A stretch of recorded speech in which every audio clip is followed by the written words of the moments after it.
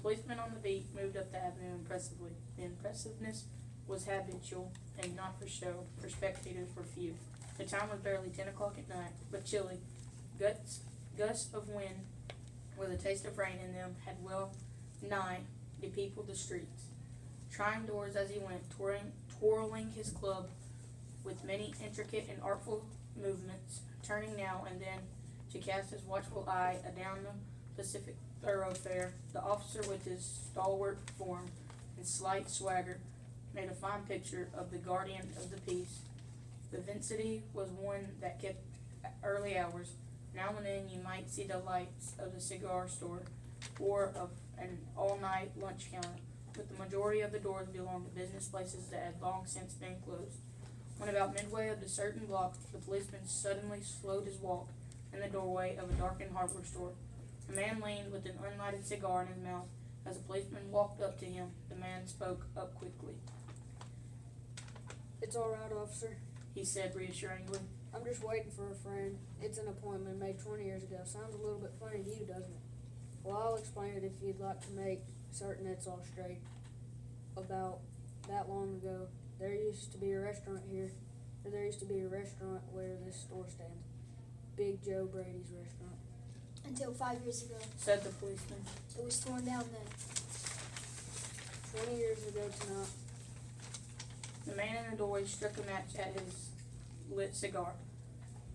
The light showed a pale, square jaw face with keen eyes and a little white scar near his right eyebrow.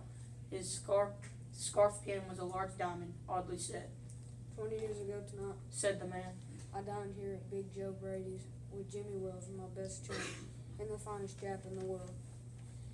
He and I were raised here in New York just like two brothers together. He was 18, or I was 18, and Jimmy was 20. The next morning, I was to start for the West to make my fortune. You couldn't have dragged Jimmy out of New York.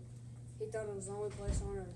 Well, we agreed that night that we would meet up here again exactly 20 years from now, that date and time, no matter what our conditions might be or from what distance we might have to come. We figured that in 20 years, each of us ought to have our destiny worked out and our fortunes made whatever they were going to be. Sounds pretty interesting. Said the policeman. Rather a long time between meets, though, it seems to me. Haven't you heard from your friends since then? Well, yes, for a time we corresponded, Said the other. but after a year or two we lost track of each other. You see, in the West it's pretty big proportion, and I kept hustling around over it pretty lively, but I know Jimmy will meet me here if he's alive, for he always was the truest, stanchest old chap in the world. He'll never forget. I came 1,000 miles to stand in this door tonight. It's worth it if my old partner turns up. The waiting man pulled out a handsome watch, the lids of it set with small diamonds. 3 minutes to 10. He announced. It was exactly 10 o'clock when he parted here at the restaurant door. Did pretty well at West, didn't you? Yeah, asked the policeman. You bet. I hope Jimmy has done half as well. He was kind of a plotter. All thought good fellows as he was. I've had to compete with some of the sharpest wits going into my pile. A man gets in a groove in New York. It takes the West out of a razor edge on him. The policeman twirled his club and took a step or two. I'll be on my way. Hope your friend comes around all right. Going to call him on sharp? I should say not. Said the other. I'll give him half an hour at least. If Jimmy is alive on Earth, he'll be here by that time. So long, officer. Good night, sir. Said the policeman, passing on along his beat, trying doors as he went. There was now a fine cold drizzle falling, and the wind had risen from its uncertain puffs into a steady blow. The few feet passengers astir in the quarter hurried dismally and silently along with coat collars turned high and pocketed hands. and in the door of the hardware store, the man who had come 1,000 miles to fill an appointment, uncertain, almost the absurdity with the friend of his youth, smoked a cigar and waited. About 20 minutes he waited, and then a tall man in a long overcoat with collar turned up to his ears hurried across from the opposite side of the street. He went directly to the waiting man. Is that you, Bob? He asked doubtfully. Is that you, Jimmy Wells? Cried the man in the door. Bless my heart. Exclaimed the new arrival, grasping both of the other's hands with his own. It's Bob, sure as fate. I was certain I'd find you here if you were still in existence. Well. 20 years is a long time. The old restaurant's gone.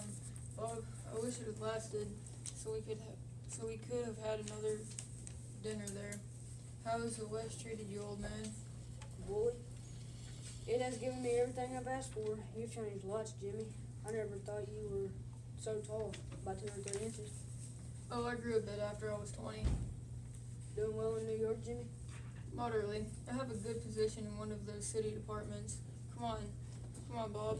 We'll go around to a place I know of and have a good long talk about old times. The 2 men started up the street, arm in arm. The man from the west, his egotism enlarged by success, was beginning to outline his history of his career. The other, submerged in his overcoat, listened with interest. At the corner stood a drugstore, brilliant with electric lights. When they came into this glare, each of them turned simultaneously to gaze upon the other's face. The man from the west stopped suddenly and released his arm. You're not Jimmy Wells. He snapped. 20 years is a long time, but not enough to change a man's nose from a Roman to a pug.